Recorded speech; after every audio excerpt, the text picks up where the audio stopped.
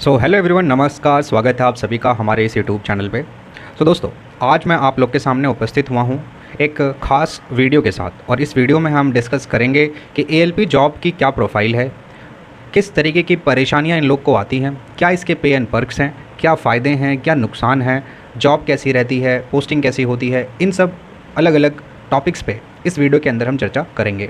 तो अगर आप इस वीडियो पर पहली बार आए हैं, इस चैनल पर पहली बार आए हैं, तो आप इस चैनल को सब्सक्राइब ज़रूर करें। और आपको अगर रेलवे के फील्ड में किसी भी चीज़ की जानकारी चाहिए, या आपको कोई भी डाउट है एग्ज़ाम्स के रिलेटेड या वेरियस जनरल एडमिनिस्ट्रेशन के लिए कि रेलवे के बारे में आप थोड़ा जानना चाहते हैं, तो आप मेरे से कमेंट बॉक्स के अंदर सवाल पूछ सकते हैं और मैं सभी सवालों के जवाब ज़रूर दूंगा। तो चलिए वीडियो को स्टार्ट करते हैं। तो सबसे पहले जो ये वैकेंसी आई हुई है लगभग 11,000, तो इसके अंदर एएलपी जॉब का मतलब समझ लेते हैं, फिर वीडियो को स्टार्ट करते हैं। काफ़ी को पता होगा कि एएलपी का मतलब होता है असिस्टेंट लोको पायलट। अब यहाँ पर एक वर्ड बहुत ही गौर करने वाला है कि असिस्टेंट लोको पायलट की डायरेक्ट भर्ती नहीं होती है। लोको पायलट पे से पहले आप लोको का मतलब समझ लेते हैं। लोको दो तरीके के होते हैं, या तो मैकेनिकल लोको हो सकता है या फिर इलेक्ट्रिकल लोको हो सकता है। मैकेनिकल का मतलब जो लोको डीजल से चलते हैं, और इलेक्ट्रिकल लोको का मतलब होता है जो इलेक्ट्रिसिटी से, जो ऊपर आपने वायर देखी होगी उससे जो इंजन चलते हैं, वो इलेक्ट्रिक लोको होते हैं। तो अब इसके अंदर बेसिकली जॉब के अंदर क्या है कि आपको बेसिकली ट्रेन चलानी है। पर क्या सिर्फ ट्रेन चलानी है? नहीं, ऐसा नहीं होता है। आप पूरी जिम्मेदारी के साथ ट्रेन को चलाते हैं। आपको हर एक सिग्नल को बहुत ध्यान से बारीकी से देखना पड़ता है। आपको पूरी नॉलेज होनी चाहिए, आपको लोगों की नॉलेज होनी चाहिए, आपको बहुत ही सूझबूझ, बहुत समझदारी के साथ ये रेल को चलाना पड़ता है। आपको बहुत सारे मोमेंट ऐसे आएंगे कि जहां आपको एक डिसीजन बनाना पड़ेगा कि क्या करा जाना चाहिए। तो चलो ठीक है, मैं इसके बारे में थोड़ा थोड़ा करके आप लोग को बताऊंगा। काफ़ी अच्छी चीज़ें आप लोग को इस वीडियो में जानने के लिए मिलेंगी। तो चलिए, मैंने कुछ क्वेश्चंस लिखे हुए हैं और स्टार्ट करते हैं। तो सबसे पहले मैंने आपको ये बता दिया है कि लोको पायलट क्या होता है। लोको पायलट बेसिकली जो लोको को चलाता है। और एक कभी भी हम 98% मैं कहना चाहूँगा, 2% में इसलिए हटा रहा हूँ, 99 भी कह सकता है। कभी भी ट्रेन जो चला रहा होता है, जो भी इंजन होता है, तो इंजन में हमेशा 2 ड्राइवर होते हैं, कभी भी सिंगल ड्राइवर नहीं होता है। 2 ड्राइवर मस्ट है, ये एज़ पर रेलवे का रूल है कि हमेशा 2 ड्राइवर जाते हैं। अकेला कभी भी आदमी ट्रेन नहीं चलाता है। तो एक सीट होती है जिसके ऊपर लोको पायलट बैठता है, सिमिलर एक सीट बगल में होती है जिस पे असिस्टेंट लोको पायलट बैठता है। तो assistant loco pilot basically loco pilot की मदद करने के लिए होता है, और बहुत सारी बारीकी होती है, सेफ्टी कंसर्न्स होते हैं जो उसके अंदर लिए जाते हैं, जो इसके लिए असिस्टेंट लोको पायलट का होना भी बहुत ज़रूरी है। जैसे मैं आपको एक इंसिडेंट समझाता हूँ। सपोज़ कीजिए ट्रेन जा रही है, और अगर लोको पायलट को कुछ हो जाता है, गॉड फॉरबिड, अगर उसको कोई दिक्कत आ जाए, हार्ट अटैक, बहुत बार ऐसा हुआ है बेसिकली कि हार्ट अटैक आ गया, तो उस कंडीशन में असिस्टेंट लोको पायलट क्या करेगा? अगर उसमें असिस्टेंट लोको पायलट नहीं है तो ट्रेन का तो कंट्रोल गायब हो चुका है। और भी अलग अलग पैरामीटर्स होते हैं, और भी चीज़ें होती हैं, बट फॉर एन इंस्टेंस समझ लीजिए कि अगर उसके अंदर अगर कोई बैठा रहेगा तो हमें सेफ्टी हम इंश्योर कर पाएंगे। तो assistant loco pilot emergency breaking करेगा, इमरजेंसी ब्रेकिंग से गाड़ी रुक जाएगी, फिर उसको धीरे धीरे आगे से पायलट कराई जाएगी, कोई और ड्राइवर आएगा, फिर उस गाड़ी को लेकर आगे जाएगा। तो ये एक सेफ्टी के नज़र से बहुत ज़रूरी है कि 2 लोग कम से कम भी लोको पायलट के कैबिन में हो या फिर लोको में हो। अब समझते हैं आगे। मैंने क्वेश्चन लिखा है कि इसके अंदर बेसिकली करना क्या होता है। देखिए, आपको मैंने पहले बताया आप असिस्ट करते हैं लोको पायलट को। तो आप कैसे असिस्ट करेंगे? जैसे आप गाड़ी पे लेके अब आपको मिलेगी कि आप गाड़ी यहाँ से लेकर जाएंगे, तो आपको बेसिकली क्या करना पड़ेगा? सबसे पहले लोको को इंस्पेक्ट करना पड़ेगा, लोको को देखना पड़ेगा। आप उसकी हेडलाइट्स देखेंगे, आप उसके ब्रेकिंग को देखेंगे कि हाँ सब कुछ ठीक है। सैंड बॉक्स एक होता है जिसमें रेत गिरती है ताकि ब्रेकिंग सही से हो पाए, फ्रिक्शन पैदा हो, आप उसको चेक करेंगे। आप बहुत सारी अलग अलग चीज़ें रहते हैं, हम उसको चेक करते हैं। लोको पायलट का बेसिकली ये काम भी होता है कि अगर गाड़ी को डेस्टिनेशन से उठाया जा रहा है या फिर जहाँ से वो चलना चालू होगी वहाँ से उठाया जा रहा है, तो उन दोनों केसेस के अंदर, या फिर गाड़ी रुकी हुई है और गाड़ी का इंजन बंद कर दिया गया है, उसके बाद दोबारा से गाड़ी को चालू किया जा रहा है, तो इन सब सिनेरियो के अंदर लोको पायलट की अहम जिम्मेदारी होती है कि लोको पायलट या फिर असिस्टेंट लोको पायलट दोनों मिलके और गार्ड के साथ मिलके जीडीआर बनाते हैं। गार्ड ड्राइवर रिपोर्ट बनती है, बहुत सारी चीज़ों का इंस्पेक्शन होता है, ब्रेकिंग का इंस्पेक्शन होता है कि ब्रेकिंग सही से लगेगी कि नहीं लगेगी, प्रेशर कितना है, ब्रेक प्रेशर कितना है, ठीक है, ये सब बहुत सारी चीज़ों को मेजरमेंट होता है। बाकी ये भी देखा जाता है कि हर एक डब्बा जो भी उस गाड़ी के अंदर है वो सही से लॉक है कि नहीं है, अगर कोई दरवाजे खुले हुए हैं तो उन दरवाजों को बांधना पड़ता है। तो ये बेसिकली मैंने मोटा मोटा आपको बताया कि क्या जिम्मेदारी रहती है, ठीक है। अब गाड़ी चल चुकी है अपने डेस्टिनेशन से, अब क्या करेंगे?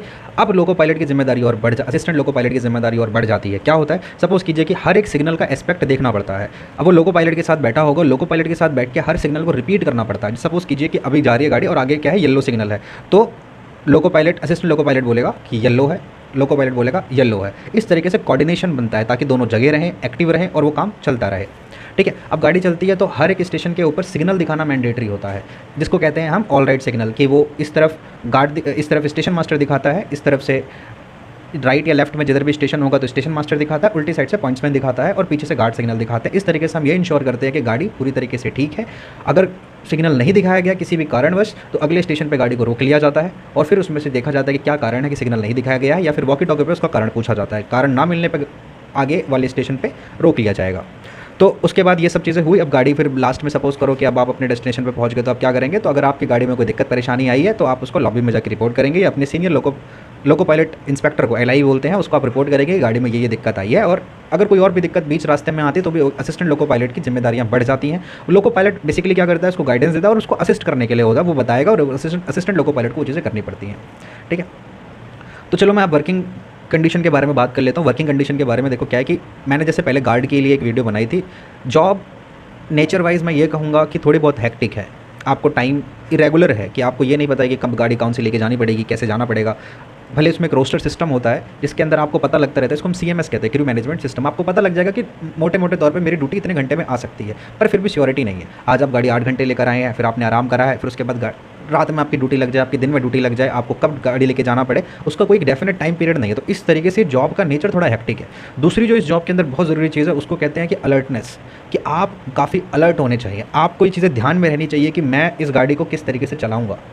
हालाँकि गार्ड मेन अथॉरिटी होता है जो कि पूरे गाड़ी की रक्षा करता है, पूरे हर चीज़ को अपने हिसाब से गार्ड चलवाता है, पर इसके बावजूद भी असिस्टेंट लोको पायलट को पूरे हर एक सिग्नल की नॉलेज होती है, ट्रैक की नॉलेज होती है, रूट की नॉलेज होती है कि कब हम गाड़ी को चला सकते हैं, कब नहीं। जैसे फॉर एन एग्जांपल सपोज कीजिए कि असिस्टेंट लोको पायलट को ये पता रहना चाहिए कि अगर ऑटोमेटिक सिग्नल है तो रात में कितनी देर रुकना है, अगर ऑटोमेटिक सिग्नल नहीं है, दिन का टाइम है तो कैसे रुकना है, अगर कहीं पर कोई आदमी कट जाता है, कोई जानवर कट जाता है तो उस सिचुएशन में क्या करना है, अगर गाड़ी किसी भी कारणवश ब्रेकिंग सिस्टम काम नहीं कर रहा तो वहाँ पर क्या काम करना है। तो ऐसे बहुत सारी चीज़ें उसको पता रहनी चाहिए, बहुत सारे रूल्स हैं और बहुत ही रिस्पॉन्सिबिलिटी, सेफ्टी के कंसर्न से सबसे ज़्यादा ऐसी जॉब है जिसके अंदर सेफ्टी को कभी भी अनदेखा नहीं करा जा सकता है और किसी भी हालत में एक छोटी सी चूक बहुत सारे लोगों की जान और जान माल दोनों की हानि हो सकती है।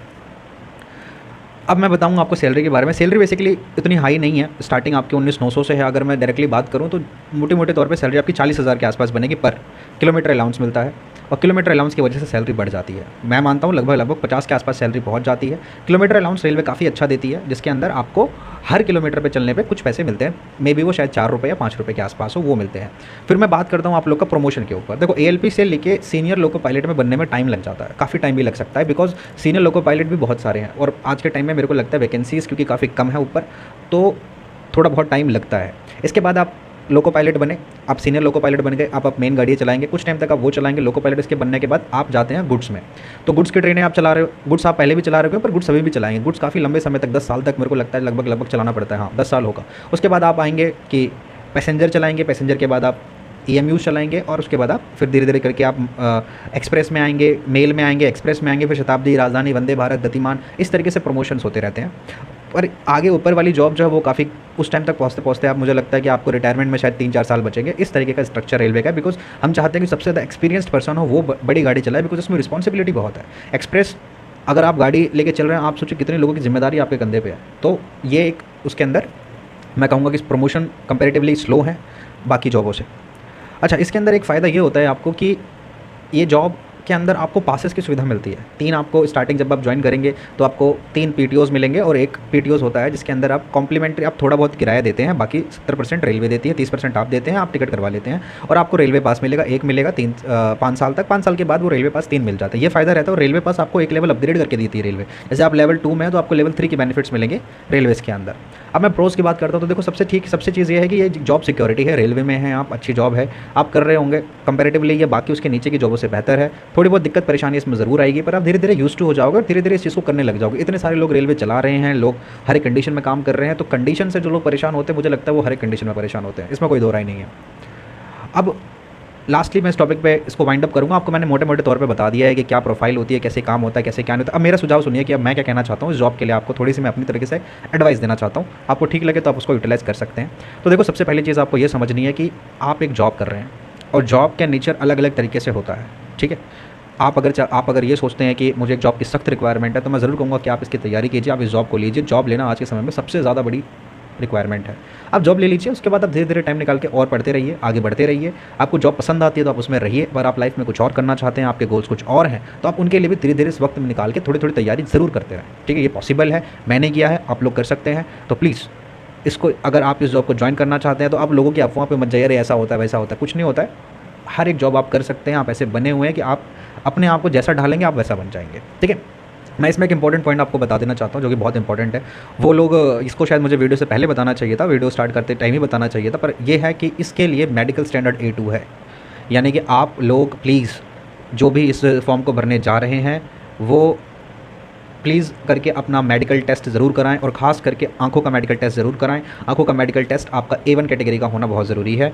आपको कलर ब्लाइंडनेस नहीं होना चाहिए। आप बहुत लोगों को पता चलता है कि वहाँ पे कलर ब्लाइंडनेस हो गया है तो बड़ी दिक्कत हो जाती है, ज़िंदगी भर का सपना टूट जाता है। आप उतनी तैयारी करके जाएंगे तो ये सब चीज़ें आपको पहले कर लेनी चाहिए। कलर ब्लाइंडनेस का आप टेस्ट कराइए, आपको कोई लेजिक सर्जरी नहीं होनी चाहिए, आपकी आँखें 6/6 होनी चाहिए, और ये बहुत ही मैंडेटरी है। तो आप पहले अपना ज़रूर इस फॉर्म को भरने से भी पहले मैं रिकमेंड करूँगा, छोटा सा टेस्ट होता है कलर ब्लाइंड का टेस्ट, आप लोग अपने फ़ोन पे भी दे सकते हैं या फिर कहीं पर भी जाके आप चेक करा सकते हैं, आपको पता लग जाएगा, ठीक है। तो ये इस वीडियो का दी एंड है। आप लोग को मेरी बेस्ट विशेज़ है, आप एग्जाम को इस फॉर्म को भरिए। आपको कोई भी डाउट आता है रेलवे के एग्जाम में, रेलवे फील्ड में कोई डाउट आता है, आप रेलवे जॉब्स में कर रहे हैं, आपको जॉब में कोई डाउट आ रहा है, आपको किसी रूल के रिगार्डिंग डाउट आ रहा है, आपको लाइफ में कैसे करना है, क्या प्रॉब्लम, जो भी प्रॉब्लम है आप कमेंट बॉक्स में पूछिए, मैं आंसर दूंगा। तो मिलते हैं नेक्स्ट वीडियो में, तब तक के लिए नमस्कार। वीडियो को जरूर सब्सक्राइब कीजिए, इस चैनल को ग्रो करने में मदद कीजिए, ताकि एक हम लोग का आपस में एक काफ़ी अच्छी कम्युनिटी बन पाए। मिलते हैं नेक्स्ट वीडियो में, तब तक के लिए धन्यवाद, थैंक यू।